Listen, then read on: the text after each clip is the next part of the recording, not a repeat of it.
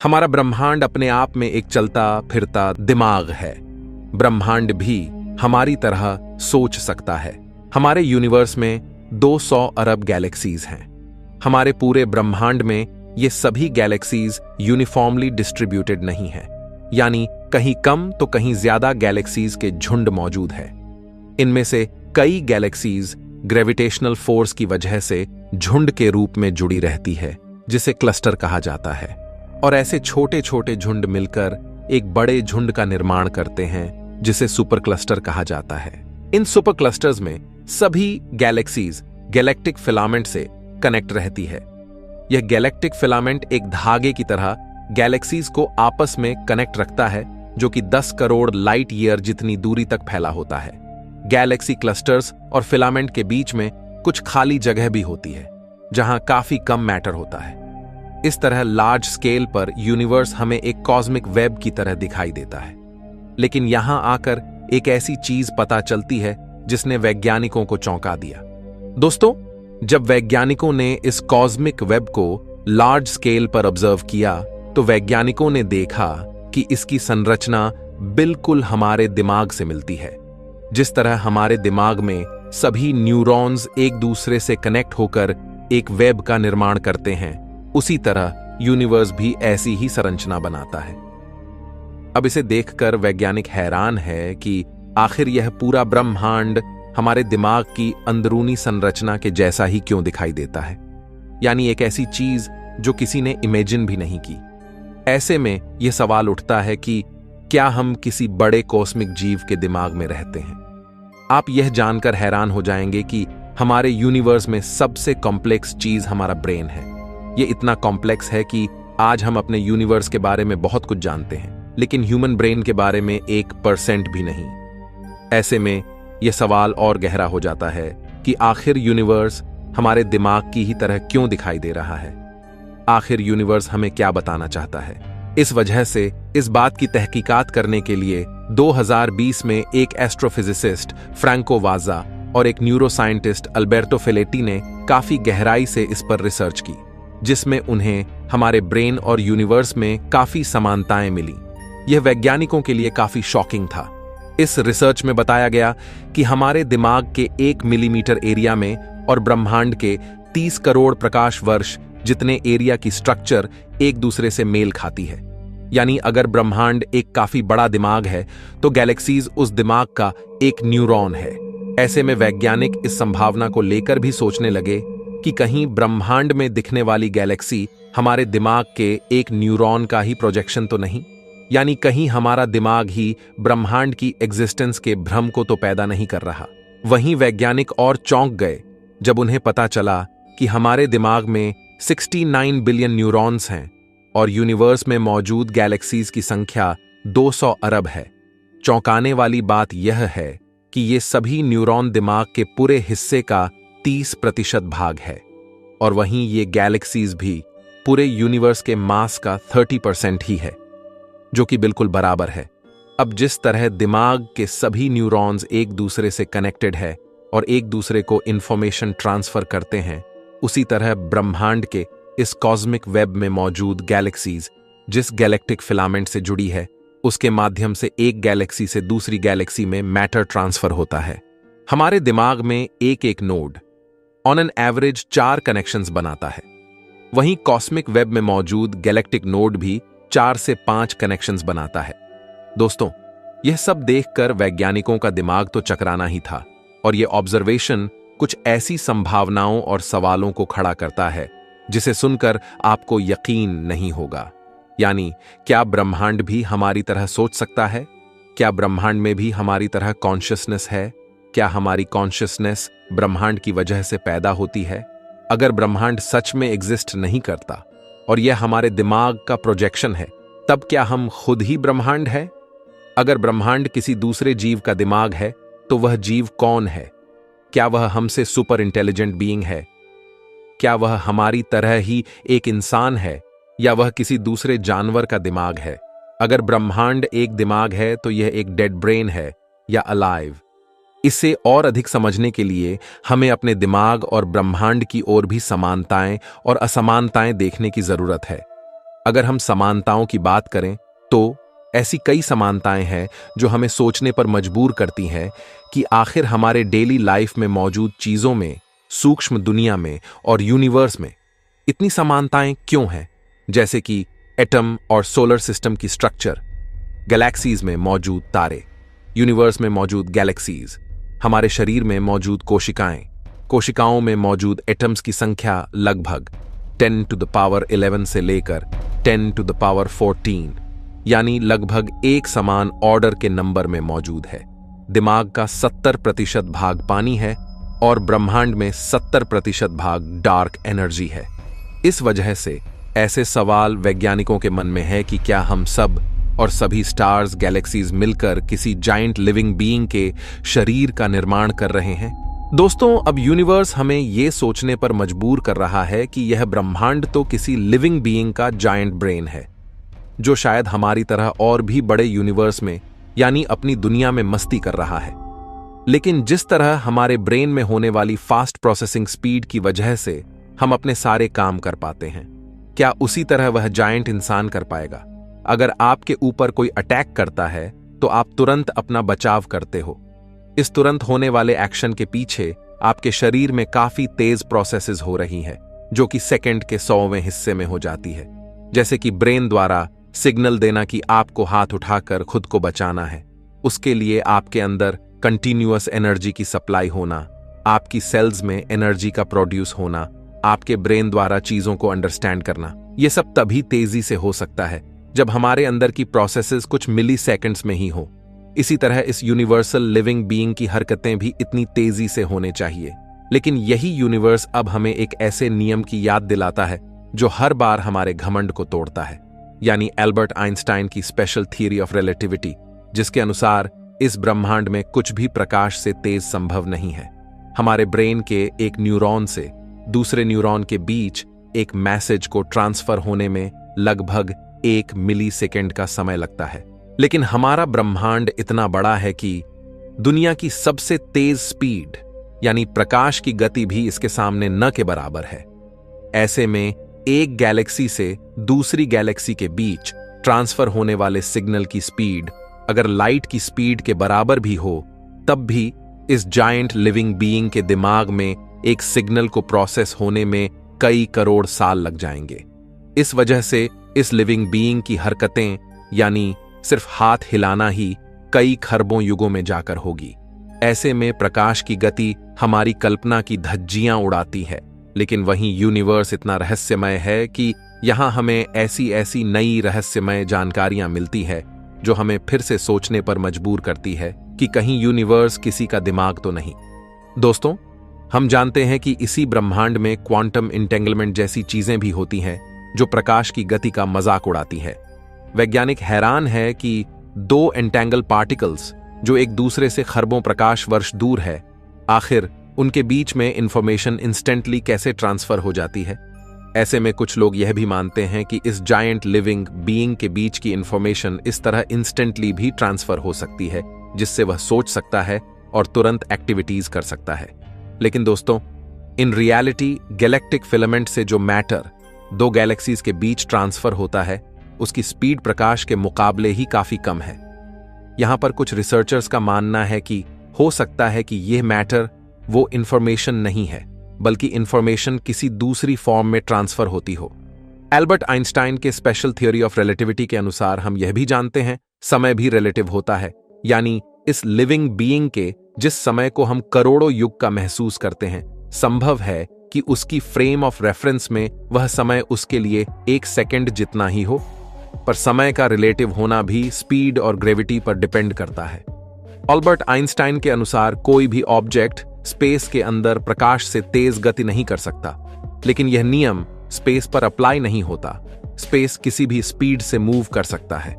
अगर यूनिवर्स एक living being है तो वह इस स्पेस टाइम से परे होगा। ऐसे में उसकी मूवमेंट पर यह नियम लागू नहीं होगा। हो सकता है कि जिस यूनिवर्स का भाग वह लिविंग बीइंग है, उस यूनिवर्स के नियम अलग हो, वहां लाइट की स्पीड की वैल्यू कुछ अलग हो। दोस्तों, मान लीजिए कि यह बात सच है कि यूनिवर्स किसी लिविंग बीइंग का दिमाग है। ऐसे में एक बहुत बड़ा सवाल खड़ा होता है कि आखिर कॉन्शियसनेस क्या है। अगर वह लिविंग बीइंग कॉन्शियस है, तब उसकी कॉन्शियसनेस कैसे पैदा होती है। वैज्ञानिकों के अनुसार हमारे अंदर कॉन्शियसनेस हमारे दिमाग के न्यूरॉन्स के बीच होने वाले इंटरेक्शन की वजह से पैदा होती है। तो क्या उसी तरह इस लिविंग बीइंग के अंदर मौजूद कॉन्शियसनेस भी उसके ब्रेन की इमर्जेंट प्रॉपर्टी है? वैज्ञानिकों के अनुसार कॉन्शियसनेस हमारे यूनिवर्स की फंडामेंटल प्रॉपर्टी भी हो सकती है। ऐसे में क्या यूनिवर्स की कॉन्शियसनेस ही हमारी कॉन्शियसनेस को पैदा कर रही है? लेकिन दोस्तों, ऐसा तो तब होगा जब ये यूनिवर्स रियल हो, क्योंकि एक पॉसिबिलिटी ये भी है कि जिस यूनिवर्स को हम देख रहे हैं, हो सकता है वह हमारे दिमाग का ही प्रोजेक्शन हो, क्योंकि हमारे सारे एक्सपीरियंसेस दिमाग की वजह से ही है। अगर दिमाग नहीं है तो हमारी एग्जिस्टेंस भी नहीं। ऐसे यूनिवर्स का होना ना होना भी हमारे लिए मैटर नहीं करेगा। तो क्या यूनिवर्स हमारे दिमाग का प्रोजेक्शन भी हो सकता है? क्योंकि जब वैज्ञानिकों ने देखा कि एक गैलेक्सी एक न्यूरॉन को रिप्रेजेंट कर रही है, ऐसे में कहीं हमारा दिमाग हमें अपने न्यूरॉन को ही गैलेक्सी की तरह तो नहीं दिखा रहा। अगर दिमाग न्यूरॉन को गैलेक्सी की तरह दिखाता है, तो बाकी सभी स्टार्स, प्लैनेट्स, पृथ्वी, चांद, हमारी दुनिया, सब एटॉमिक पार्टिकल्स क्या है? जिस तरह कॉस्मिक बीइंग के दिमाग में एक यूनिवर्स एग्जिस्ट कर सकता है, उसी तरह क्या हमारे दिमाग में भी एक यूनिवर्स है या मल्टीवर्सेस? फिलहाल इस सवाल का कोई जवाब नहीं, क्योंकि हम सिर्फ कल्पना के समुद्र में गोता लगा रहे हैं। पर ब्रह्मांड के समुद्र में डाइव करने पर हमारी कल्पना को फिर से कई बड़े सवालों का सामना करना पड़ता है। जहां हमने ब्रह्मांड और दिमाग की कई सिमिलैरिटी देखी, वहीं कुछ ऐसी असमानताएं भी हैं जो हमें कहती हैं कि गालिब दिल को खुश करने के लिए ख्याल अच्छा है, यानी हम गलत हैं। दोस्तों, हम जानते हैं कि हमारा यूनिवर्स काफी तेजी से एक्सपैंड हो रहा है, लेकिन वहीं हमारा दिमाग और उसमें मौजूद न्यूरॉन्स का जाल बिल्कुल स्थिर है, वह एक्सपेंड नहीं कर रहा है। जहां हमारे ब्रह्मांड की सभी 200 अरब गैलेक्सीज एक दूसरे से कनेक्टेड नहीं है, वहीं दिमाग के सभी 70 अरब न्यूरॉन एक दूसरे से कनेक्टेड है। दूसरी तरफ जैसे जैसे यूनिवर्स एक्सपेंड कर रहा है, वैसे वैसे गैलेक्सीज के बीच के कनेक्शंस भी टूट जाएंगे। ऐसे में यह तथ्य हमें सोचने पर मजबूर करता है कि आखिर सच्चाई क्या है? आखिर ब्रह्मांड और दिमाग में इतनी समानताएं क्यों हैं फिर? एक अमेरिकी वैज्ञानिक सेबिन हॉसेनफेल्डर के अनुसार हम इस पॉसिबिलिटी को फिर भी एक बार के लिए कंसिडर कर सकते हैं, क्योंकि यह रहस्यमय यूनिवर्स हमें एक ऐसे इंटरेस्टिंग कॉन्सेप्ट के बारे में बताता है जो आपके दिल को नहीं तोड़ेगा, यानी यूनिवर्स में मौजूद कुछ नॉन लोकल कनेक्शंस। इसका मतलब है कि स्पेस में मौजूद एक पॉइंट अपने से खरबों प्रकाश वर्ष दूर किसी दूसरे पॉइंट से कनेक्ट भी हो सकता है। यानी जिस यूनिवर्स को हम काफी बड़ा मानते हैं, उसके अंदर कुछ इस तरह के खरबों खरब नॉन लोकल कनेक्शंस हो सकते हैं जो इसे हर जगह कनेक्ट करते हो। यानी इसके माध्यम से कोई इंफॉर्मेशन ब्रह्मांड के एक कोने से अरबों अरब प्रकाश दूर मौजूद दूसरे कोने तक इंस्टेंटली पहुंच सकती है। एक वैज्ञानिक ली स्मोलिन के अनुसार यूनिवर्स में ऐसे 10 to the power 360 local connections हो सकते हैं। यानी भले ही यूनिवर्स फैल रहा हो, गैलेक्सीज एक दूसरे से फिर भी कनेक्टेड हो सकती है। 2019 में द एस्ट्रोफिजिकल जर्नल में छपी रिसर्च के अनुसार वैज्ञानिकों ने एक ऐसी चीज ऑब्जर्व की जो इन नॉन लोकल कनेक्शंस के होने की गवाह बनती है। वैज्ञानिकों ने 2 ऐसी गैलेक्सीज की मोशन में आपसी सामंजस्य देखा जो एक दूसरे से लाखों प्रकाश वर्ष दूर है, यानी इतना दूर कि उनकी ग्रेविटी एक दूसरे को प्रभावित नहीं कर सकती। इसके पीछे एक कारण किसी प्रकार का नॉन लोकल कनेक्शन ही हो सकता है। वहीं 2014 में यूरोपियन ऑब्जर्वेटरी ने यह अनाउंस किया कि उन्होंने एक दूसरे से काफी दूर मौजूद 2 सुपरमैसिव ब्लैक होल्स के बीच विचित्र अलाइनमेंट देखा है। साथ ही 2 क्वासार्स के बीच भी एक सामंजस्य देखा है जो एक दूसरे से काफी दूर है। यह सब तभी संभव है जब यूनिवर्स में छोटे छोटे वर्म होल्स जैसे नॉन लोकल कनेक्शंस मौजूद हों। ऐसे में अगर universe in non local connections से कनेक्टेड है, तो ब्रह्मांड में मौजूद कनेक्शंस ब्रेन से भी करोड़ों गुना ज्यादा कनेक्टेड होंगे। यानी अगर ब्रह्मांड एक ब्रेन है, तो यह हमसे काफी ज्यादा कॉम्प्लेक्स होगा और काफी ज्यादा पावरफुल होगा। जिसे हम इमेजिन नहीं कर सकते। दोस्तों, अब इस वजह से वैज्ञानिक एक काफी विचित्र और आश्चर्यजनक अवधारणा की बात करने लगे हैं, जिसके अनुसार न सिर्फ ब्रह्मांड एक दिमाग है, बल्कि जिस तरह हम इंसान और धरती पर मौजूद लाइफ एवोल्यूशन के चलते धीरे धीरे डेवलप हुई, उसी तरह यह यूनिवर्स भी किसी जीव की तरह इवॉल्व हुआ है। 2020 में एक थियोरेटिकल फिजिसिस्ट विटाली वंचूरिन ने एक पेपर लिखा, जिसमें उन्होंने बताया कि पूरी दुनिया एक न्यूरल नेटवर्क है, हमारे दिमाग की तरह। और यह नेटवर्क न सिर्फ यूनिवर्स को सोचने की ताकत देता है, बल्कि यूनिवर्स भी कंटिन्यूअसली सीखता है और इवॉल्व करता है। जिस तरह अरबों साल पहले लाइफ एक कोशिका से बढ़ते बढ़ते आज हम इंसानों जैसी हाई कॉम्प्लेक्स लाइफ को पैदा कर चुकी है, उसी तरह यूनिवर्स भी अरबों साल के विकास क्रम से गुजरकर लाइफ की ही तरह हाईली कॉम्प्लेक्स बनता गया है और बनता जाएगा।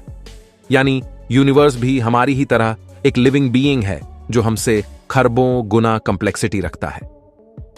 वैज्ञानिकों के अनुसार नेचुरल सिलेक्शन और क्रमिक विकास न सिर्फ जानवरों में होता है, बल्कि सूक्ष्म क्वांटम दुनिया से लेकर कल्पना से परे विशाल यूनिवर्स में भी लगातार इवोल्यूशन चल रहा है। इस बात का मतलब यह है कि यूनिवर्स भी लगातार अपने आप को बदल रहा है। जिस तरह नेचर में हमारी तरह कॉम्प्लेक्स इंटेलिजेंट इंसान पैदा हुए हैं, उसी तरह नेचुरली यूनिवर्स में भी इंटेलिजेंट इवोल्व हुई होगी। वहीं वैज्ञानिकों के अनुसार जिस प्रकार धरती पर कॉन्शियसनेस पैदा हुई है, उसी तरह यूनिवर्स भी कॉन्शियस हो सकता है। यहां आकर एक ऐसी संभावना सामने आती है जो हमें और चौंका देती है, यानी कॉन्शियसनेस न सिर्फ यूनिवर्स में है, बल्कि हर चीज में कुछ न कुछ कॉन्शियसनेस हो सकती है। इंटीग्रेटेड इंफॉर्मेशन थ्योरी के अनुसार सभी लिविंग ऑर्गेनिज्म इंफॉर्मेशन को कलेक्ट करके उसे इंटीग्रेट करते हैं, और इस थ्योरी के अनुसार किसी भी कॉम्प्लेक्स सिस्टम के लिए एक नंबर दिया जा सकता है जो इंफॉर्मेशन को इंटीग्रेट करते हैं। उस नंबर को फाई कहा जाता है। अगर यह नंबर 0 से ऊपर है तो उसमें कुछ न कुछ कॉन्शियसनेस जरूर होगी, यानी मशीन्स जैसे कि इंटरनेट भी कॉन्शियस हो सकता है। इसी तरह यूनिवर्स जिसमें लगातार अरबों खरबों प्रोसेसेस हो रही है, उसमें भी हमसे काफी ज्यादा हायर कॉन्शियसनेस हो सकती है। यानी वैज्ञानिकों के अनुसार हर चीज में कुछ न कुछ कॉन्शियसनेस है, और सबकी कॉन्शियसनेस एक दूसरे से अलग अलग लेवल पर है। ऐसे में अगर यूनिवर्स कॉन्शियस है तो उसकी कॉन्शियसनेस कैसी होगी, वह क्या सोचता होगा। जिस तरह एक मच्छर में भी कॉन्शियसनेस तो है, लेकिन हमारी कॉन्शियसनेस एक मच्छर से बिल्कुल अलग है, उसी तरह क्या इस लिविंग बीइंग की कॉन्शियसनेस हमसे ऊपर है? क्या उसमें हमसे कुछ अलग फीलिंग्स हैं? कहीं हमारी थिंकिंग एबिलिटी यूनिवर्स की वजह से तो नहीं, यानी यूनिवर्स हमारी थॉट्स को कंट्रोल कर रहा हो, या फिर हम सबकी कलेक्टिव थॉट ही यूनिवर्स की थॉट प्रोसेस को ड्राइव करती हो, यानी हमारे सोचने की वजह से यूनिवर्स सोच रहा हो। क्योंकि अब तक वैज्ञानिकों की रिसर्च के अनुसार सिर्फ पृथ्वी ही एकमात्र ग्रह है जहां लाइफ मौजूद है। हमारे पड़ोसी ग्रह लाइफ से सुनसान पड़े हैं। फेर्मी पैराडॉक्स के अनुसार अगर कहीं और लाइफ होती तो अब तक पूरी गैलेक्सी लाइफ से भर जानी चाहिए थी। हमारी ही गैलेक्सी के अरबों ग्रहों पर लाइफ का कोई सिग्नल नहीं है। यह हमें सोचने पर मजबूर करता है कि कहीं यूनिवर्स की इस कॉन्शियसनेस का कारण हमारी लाइफ और कॉन्शियसनेस तो नहीं है।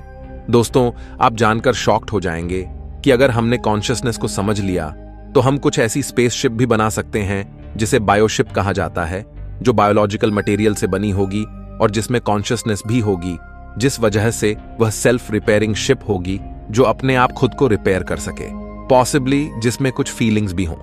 ऐसे में जिस तरह हम इंसानी शरीर को समझ सकते हैं, उसी तरह यूनिवर्स भी एक बायोलॉजिकल सिस्टम हो सकता है। दोस्तों, जिस तरह ब्रह्मांड क्वांटम दुनिया से चलता है, उसी तरह हम इंसानों के शरीर के अंदर भी वही क्वांटम प्रिंसिपल्स हमारे बायोलॉजिकल सिस्टम को गवर्न कर रहे हैं। अब वैज्ञानिक मान रहे हैं कि यूनिवर्स को भी बायोलॉजी की तरह समझ सकते हैं और हमारी शरीर को भी हम क्वांटम फिजिक्स से समझ सकते हैं। दोनों में ही कॉन्शियसनेस फिजिक्स की वजह से पैदा हो रही है। जिस तरह क्वांटम दुनिया के कई फिनोमिनॉन हैं, जैसे क्वांटम कोहेरेंस, क्वांटम टनलिंग और क्वांटम एंटेंगलमेंट, ये सब फिनोमिनॉन सभी बायोलॉजिकल बीइंग्स में भी ऑब्जर्व किए गए हैं। हमारे शरीर में मौजूद खरबों कोशिकाओं में लगातार ये क्वांटम इवेंट्स हो रहे हैं। यहां तक कि हमारी एज बढ़ने के पीछे भी कुछ क्वांटम फिनोमेनॉन का रोल हो सकता है।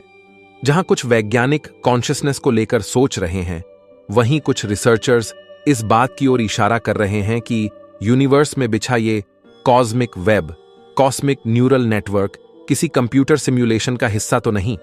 यानी यूनिवर्स जिसे हम दिमाग समझ रहे हैं, वह कॉस्मिक वेब कंप्यूटर के अंदर मौजूद न्यूरल नेटवर्क भी हो सकता है। यानी हम किसी दिमाग की बजाय किसी कंप्यूटर के अंदर भी मौजूद हो सकते हैं। लेकिन दोस्तों, चाहे हम किसी बायोलॉजिकल बीइंग के अंदर हो या किसी कंप्यूटर के अंदर, अगर ब्रह्मांड कॉन्शियस है तो वह हमसे क्या चाहता है?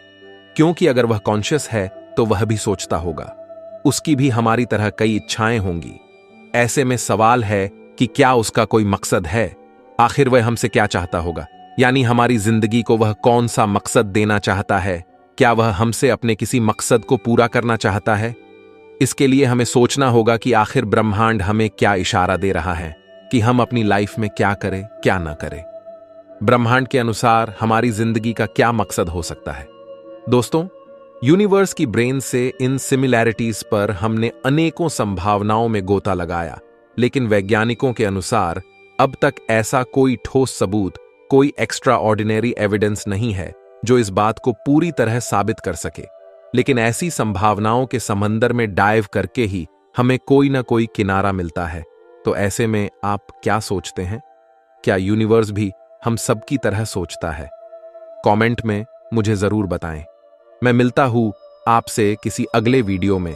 तब तक के लिए ब्रह्मांड में घूमते रहिए।